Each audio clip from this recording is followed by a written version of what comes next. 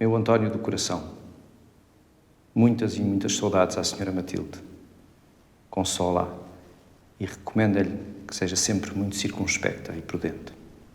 Adeus. Não sei até quando.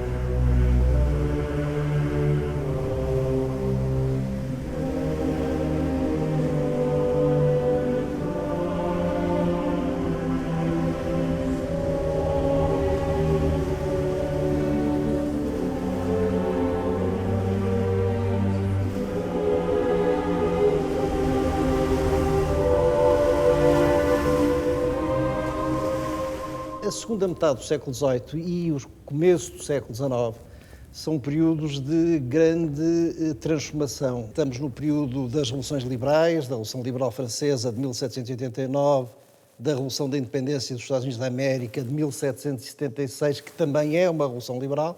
Portanto, as ideias, que eram as ideias do iluminismo, já surtiam grande influência em Portugal. Só que Portugal, nessa altura, mantinha-se naquilo a que os franceses chamavam o ancien régime, o antigo regime. Nós somos um país, nessa altura, muito deprimido. Tínhamos atravessado um regime de despotismo esclarecido do Marquês de Pombal entre 1750 e 1777. Depois iniciou-se o governo da Rainha Dona Maria I, que era profundamente avessa, sobretudo por questões religiosas, ao Marquês de Pombal, e imediatamente o demitiu e inclusive tratou mal. E nós estamos então numa fase de grande depressão social, económica e política na cidade do Porto e no país, que foi agravada com a primeira invasão napoleónica do Junot, em 1807, e com a consequente fuga do Dom João VI e da corte portuguesa para o Brasil, fuga essa acordada com a Inglaterra por razões de natureza estratégica e política. É preciso perceber que a Revolução Francesa teve um enorme impacto em Portugal e teve em toda a Europa. Eram ventos de mudança e ventos de liberdade.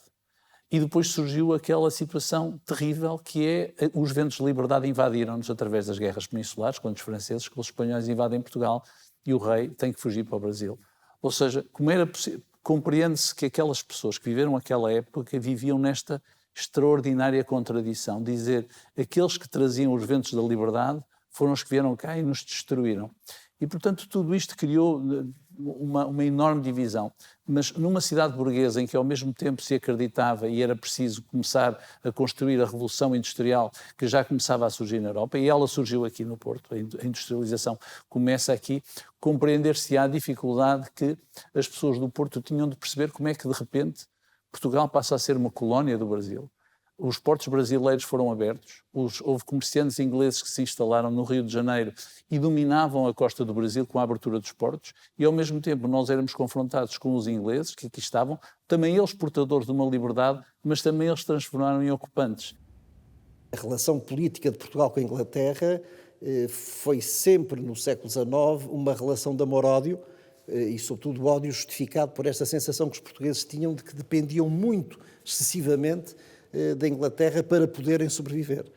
Por isso, o que é que se pressentia na cidade do Porto, o que é que se pressentia no país? Que o estado de coisas tinha que mudar mais tarde ou mais cedo. Havia uma situação de duplo dependência, por um lado, em relação aos ingleses, personalizados no Beresford, que era realmente quem tinha o poder. Ele não era ele e a regência, ele fazia parte da regência e era da sua responsabilidade a área militar e a área financeira. Portanto, era o principal. Ele dominava a regência completamente. Por outro lado, havia uma dependência de todo o aparelho de Estado em relação a um novo aparelho de Estado que tinha sido criado no Brasil. Portanto, havia uma situação de colónia. O rei, se voltasse, corria o risco de perder o Brasil. Se não voltasse, corria o risco de perder Portugal. Portanto, isso está no centro da sua enorme hesitação. O que o leva a decidir voltar é a própria insurreição da população do Rio de Janeiro, que aderiu à Revolução de 1820. A partir daí era quase igual. Mesmo assim, ele hesitou, não é? Mas foi face a essa insurreição que ele acabou por assinar as bases da Constituição e, portanto, decidiu voltar.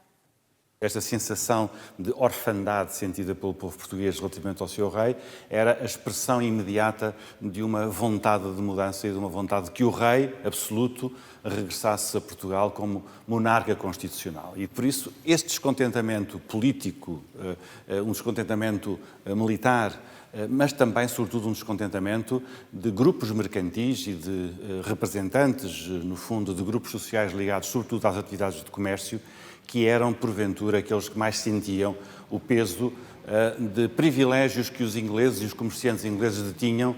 Na sequência disso também, há um tratado de comércio de 1810, um tratado de amizade e de comércio, que os produtos ingleses chegavam ao Brasil com taxas alfandegárias mais baixas que os produtos portugueses. Por isso, este tratado de comércio, sobretudo o tratado de comércio, era uma fonte de descontentamento, era uma fonte que demonstrava a situação de privilégio em que os industriais e comerciantes britânicos se encontravam, e não é por acaso que a Revolução ocorre no Porto. Era justamente no Porto que grupos sociais ligados a atividades mercantis mais sentiam o peso deste privilégio que os comerciantes e industriais ingleses detinham na economia portuguesa.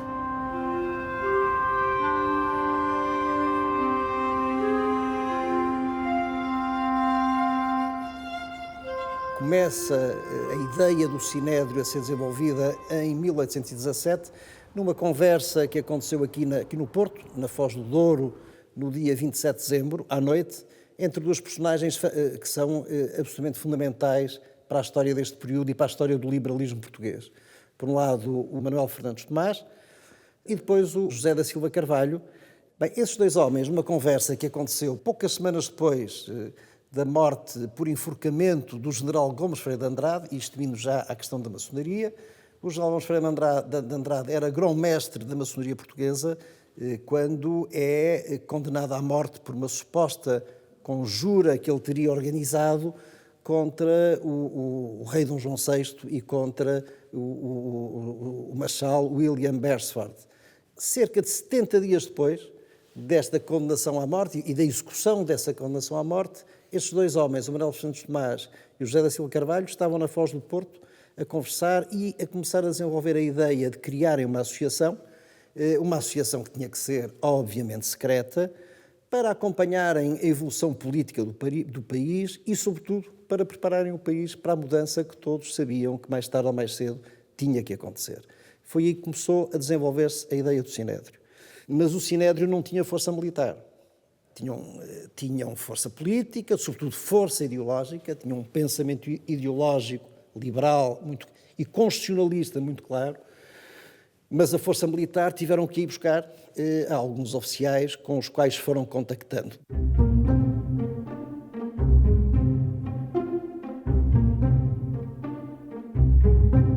O Porto era, mesmo no tempo da monarquia, estamos a falar no tempo da monarquia, uma cidade burguesa, onde os nobres não eram bem-vindos e onde não pernoitavam. E, portanto, havia uma burguesia, e era uma burguesia informada. Muitas das pessoas envolvidas eram juristas, eram pessoas que tinham estudado, eram pessoas que se enquadravam bem na sociedade e que não viviam com o afastamento com que a nobreza vivia. Mas o papel dos militares é muito importante. Nós não nos podemos esquecer que, em Portugal, todas as revoluções foram feitas por militares, o que não é vulgar noutros países. Os militares, de facto, o exército, como então era conhecido, sempre teve esta enorme relação com a população.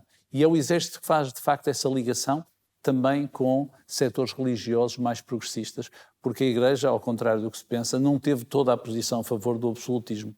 Houve muitos padres na cidade do Porto que, de facto, estiveram do lado da Revolução. E era uma revolução que não pretendia causar o caos. É muito curioso perceber o que é que foi dito nas proclamações e ler as proclamações. As proclamações o que é que afirmam? Dizem, nós queremos manter a ordem, nós não queremos o caos, nós queremos respeitar Deus, e queremos respeitar a Casa de Bragança, mas queremos pôr uma condição. É que o rei volte a Portugal, venha do Brasil e, ao mesmo tempo, reconheça a Constituição. E reconhecer a Constituição é reconhecer, de facto, o poder do povo como um poder em que o rei passa a ser uma figura mais simbólica. Quase todos estes homens do Sinédrio são maçons. Aqueles que não eram antes da Revolução passam a sê-lo depois. Do meu ponto de vista, a maior importância que a maçonaria teve nesta altura foi, efetivamente, na difusão e na consolidação do ideário liberal. Nós temos uma grande identificação entre o ideário do liberalismo, do constitucionalismo e daquilo a que nós hoje chamamos de Estado de Direito e os valores da maçonaria. A maçonaria divulgava esses valores nas suas lojas, promovia esses valores nas suas lojas e, portanto, havia uma enorme coincidência entre o pensamento iluminista, liberal e maçónico. O Sinédrio é uma pequena organização. A ideia era fazer um pronunciamento. Era um modelo espanhol, um pequeno grupo que promove uma revolução e que controla a situação. Havia uma grande preocupação de evitar uma revolução popular. Havia a experiência muito distante já da Revolução Francesa e dos riscos que isso implicava. Se houvesse uma participação muito ativa da população em geral, no início, e também havia a própria experiência das revoltas que tiveram lugar em Portugal em 1808. Em alguns casos, a classe dirigente tinha perdido o controle dessas revoltas e havia um enorme receio que isso acontecesse. Portanto, daí esta organização pequena, fechada, secreta, clandestina, o que também era um resultado da situação que se vivia, não é? Extremamente opressiva, e que, portanto, pretendia promover uma revolução muito controlada e depois ter a adesão da população, o que aconteceu. A Revolução de 1820 é uma revolução onde não há derramamento de sangue. As tropas reúnem-se num local muito perto aqui da Igreja da Lapa, no terreiro frente ao quartel de Santo Vídeo, onde havia paradas militares. Há uma concentração de tropas. A primeira coisa que é feita é rezada uma missa, que é um sinal importante também para as dinastias reinantes no resto da Europa. É lida uma proclamação e disparada uma salva de 21 tiros. O povo assiste, num momento inicial, de certa maneira impávido, a estas movimentações militares, a esta elite que vai comandar os destinos da Revolução e, posteriormente, isso sim, associa-se a esse movimento. Ora, se por um lado tínhamos aqui um grupo de pessoas, pensadores liberais, que queriam uma mudança substancial na política e, fundamentalmente, uma Constituição para o país, havia também os comerciantes que estavam descontentes com a situação que se vivia à época e que queriam recuperar os benefícios que tinham com o exclusivo do comércio do Brasil e, portanto, nesse sentido, as condições eram as ideais para que aqui do Porto e no Porto nascesse essa revolução.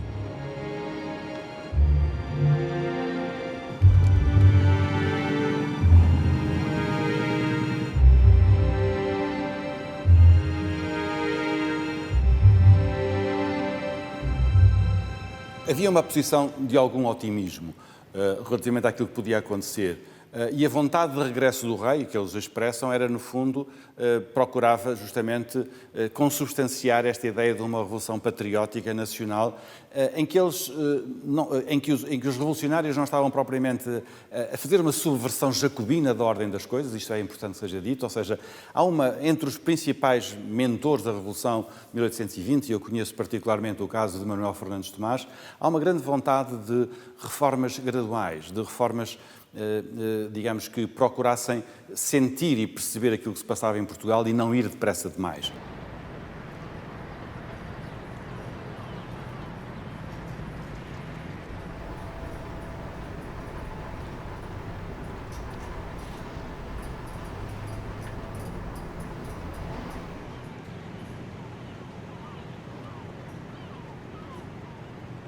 Há um segundo momento importante na evolução da Revolução, que é o dia 15 de setembro, quando acontece um pronunciamento militar muito semelhante àquele que aconteceu no Porto. Esse pronunciamento militar não foi inocente, foi estimulado pelo Manuel Fernandes Tomás, sobretudo, que vai de propósito do Porto a Lisboa reunir com pessoas para prepararem essa revolta em Lisboa. E então, a partir do dia 15 de setembro, a revolução que começa no Porto, no dia 24 de agosto, transforma-se definitivamente numa revolução nacional. Bom, mas logo a seguir, no dia 11 de novembro do mesmo ano, este tal partido militar revolta-se contra o Partido Civilista. E nessa altura é já a maçonaria, sobretudo em Lisboa, quem consegue reagir e organizar a resistência a este golpe e consegue, no dia 17 de novembro, dar uma volta à situação e afasta os militares, que são exilados. António da Silveira é exilado aqui em Trás-os-Montes, numa quinta que cá tinha, são todos eles afastados e, definitivamente, a revolução fica entregue, a liderança da revolução fica entregue ao Partido Civilista do Sinédrio, que é o Partido Liberal e Constitucionalista. Os maçons defendem princípios e têm valores e, naturalmente, os princípios da liberdade, da verdade e os princípios da justiça estão sempre presentes e, portanto, é natural que os maçons, ao defenderem esses princípios, naturalmente que depois os ponham também e tentem pôr em prática e sinto essa inquietação, diria quase cívica, de trazer esse seu comportamento para a sociedade. O primeiro acontecimento básico no processo constituinte é a decisão sobre como é que vão ser aquelas eleições. Porque a tentação inicial era reunir cortes da mesma forma que elas tinham sido reunidas no passado, em experiências anteriores, que era reunir os 3 Estados, clero, nobreza e povo. E logo aí há uma espécie de pequena revolução dentro da revolução. Quer dizer, não vamos fazer umas cortes constituintes para fazer uma Constituição para ficar tudo na mesma. Esta ideia de ruptura é muito profunda aqui. O primeiro grande momento constituinte, diria eu, é o momento em que se decide estas cortes têm que ser representativas. E esta ideia de representação é um dos princípios básicos da Constituição de 1822. Fazer uma Constituição é o exercício primordial do autogoverno. A soberania é nós governarmos-nos a nós próprios, em termos muitíssimo prosaicos. Não estando nós ainda perante uma ideia de soberania popular como nós a entendemos hoje, era um passo de gigante nesse caminho. Quando na primeira proclamação de 24 de agosto é dito que se quer uma Constituição escrita ou elaborada em cortes eleitas, está aqui tudo. O que é que são cortes eleitas? São cortes eleitas pela população. É a soberania nacional que vai decidir. É um sufrágio masculino alargado, que não exclui os analfabetos. E isso é uma questão muito importante, porque a maior parte da população era analfabeta. E, portanto, isso é uma raridade no conjunto do século XIX. Só se volta a ter o direito de voto alargado, portanto, sem um critério exclusivamente censitário, em 1878 e por um período relativamente curto. A Constituição é o primeiro momento de um esforço de racionalização do que é a lei, do que são as normas vigentes numa sociedade. E até para garantir a igualdade. Se somos todos iguais perante a lei, também todos temos que poder conhecê-la e organizar a nossa vida de acordo com ela. Se eu quiser violar a lei, isso tem que ser uma escolha racional, não pode ser porque não sabia que ela existia. E é esta tentativa de racionalização e organização que perdura depois ao longo do século, porque não era só uma tendência daquele processo revolucionário, era uma tendência mais vasta em termos jurídicos, históricos e filosóficos. A Constituição de 1822 tem os 3 poderes muito bem divididos, como nós os conhecemos hoje, legislativo, executivo e judicial, de tal forma, por exemplo, que o rei só podia estar presente nas cortes no seu início e no seu final, não podia estar presente durante as discussões, e há uma disposição constitucional expressa no sentido de proibir a votação enquanto o rei estivesse nas cortes. Esta Constituição é um documento muito interessante a muitos níveis. Primeiro porque ela é surpreendentemente moderna em muitos dos seus aspectos. Em termos de técnica constituinte, tem elementos de relevo que se mantêm até hoje, ou seja, que o adquirido civilizacional, histórico, filosófico que estava ali é ainda hoje o nosso. Os primeiros são é o direito à liberdade e à segurança. Este direito à liberdade e à segurança, que é a base deste constitucionalismo liberal do século XIX, depois tem uma série de projeções concretas. Por exemplo, em termos da liberdade de expressão e da proibição de censura prévia, a proteção da correspondência, a inviolabilidade do domicílio, acabam os privilégios de foro, as prebendas, uma série de direitos naturais que tinham a ver com classe social, com ordem, e há esta ideia de todos estão no mesmo plano. E depois, uma parte bastante desenvolvida sobre Constituição Penal. O fim das penas cruéis e infamantes, a ideia de que não pode haver, em regra, depois com exceções, mas que não pode haver prisão preventiva, a ideia da pessoalidade das penas criminais, ou seja, a pena fica em mim, acaba na pessoa do condenado. Não pode estender-se à família toda, à mulher, aos filhos, aos netos, não passa de geração em geração. As consequências de um ato criminoso ficam com quem as pratica.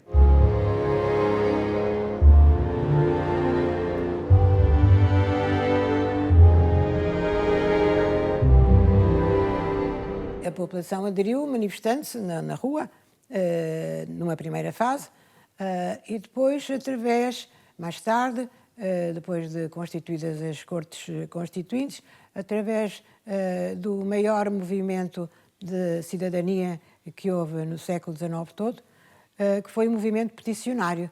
Além dessas petições, há um movimento muito interessante também, igualmente importante, que é o envio de memórias. Os cidadãos enviavam memórias à Assembleia, às Cortes Constituintes, para contribuírem com o seu saber e com a sua experiência específica. E uma coisa muito interessante é que a assinatura dessas memórias é precedida da indicação de cidadão. A palavra cidadão é uma coisa nova, inebriante, que os autores gostam de pôr antes do seu nome. O cidadão fulano tal. A ideia de cidadão é uma ideia liberal, não é uma ideia republicana, é uma ideia do liberalismo. Não foi no 5 de outubro que a ideia de que os habitantes de Portugal, pelo menos aqueles que são livres e são cidadãos, foi com a implantação do liberalismo que este princípio se consagra. A Revolução Liberal e a Contra-Revolução Antiliberal são fenómenos dominantemente masculinos, mas há uma participação feminina nestes anos, em vários patamares.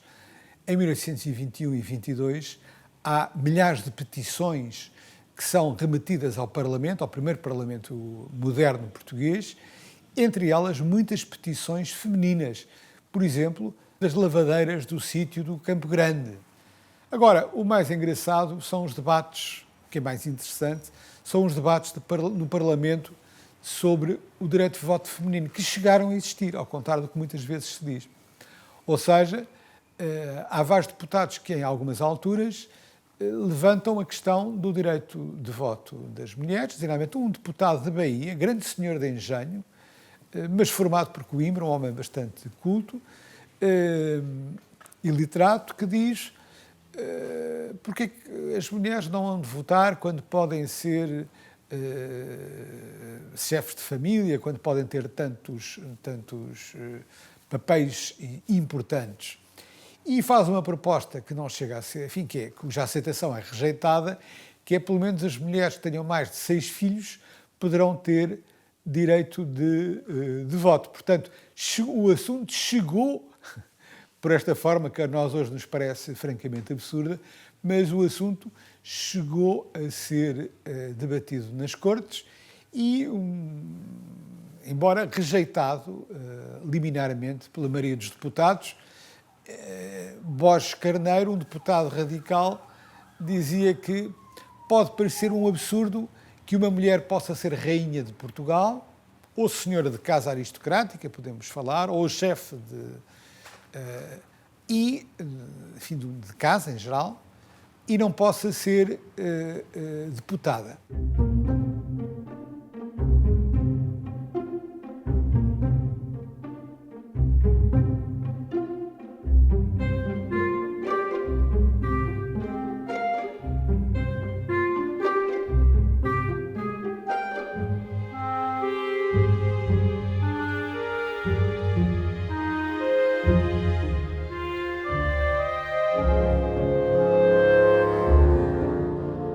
Vila Francada. A Vila Francada é o golpe, o contra-golpe revolucionário de maio de 1823, com o qual se põe fim a esta primeira experiência liberal portuguesa. É um golpe feito pelo Dom Miguel, pelo filho do Dom João VI, o filho mais novo, e esse golpe dissolve as cortes, dissolve o Parlamento Liberal, suspende imediatamente a nossa primeira Constituição, que teve um período de vigência muito breve, de apenas 9 meses, apesar de ser uma Constituição política notável, do meu ponto de vista, talvez mesmo a melhor que nós tivemos até hoje, mas o facto é que, logo em 1823, depois da Vila Francada, uma das primeiras coisas que o Dom João VI, ou melhor, o Dom Miguel e a sua mãe, a rainha Carlota Joaquina, que integravam aquilo que se chamava na altura o Partido Apostólico, ultramontano, ultraconservador e absolutamente antimaçónico, fazem logo uma lei em que proíbem a maçonaria, mais uma vez, e estabelecem como pena, para quem fosse maçom, a condenação ao degredo em África, por um período mínimo de 5 anos. A maçonaria é uma prática discursiva, que tem um método próprio de pensamento. Eu diria mesmo que é um método de pensamento que tem o seu método próprio, que são os ritos e os rituais, que querem, no fundo, levar a cada qual se conheça melhor a si próprio, conheça melhor o outro e conheça melhor a sociedade em que se insere, de forma a torná-la mais justa e mais fraterna. Naturalmente que estamos a falar de ideais que vêm dos finais do século XVIII, princípios do século XIX, que no fundo têm a ver também um pouco com a complementaridade, passa a expressão, daquilo que foi a Revolução Francesa. Portanto, estamos a falar dos ideais da liberdade, portanto, enfim, da quebra dos privilégios, na instituição de poderes democráticos representativos, e estamos também a falar naturalmente de outros ideais de maior justiça social e de maior igualdade e fraternidade entre as pessoas. Não é? O miguelismo é um período terrível, de uma forte repressão. É feito um número colossal de prisioneiros.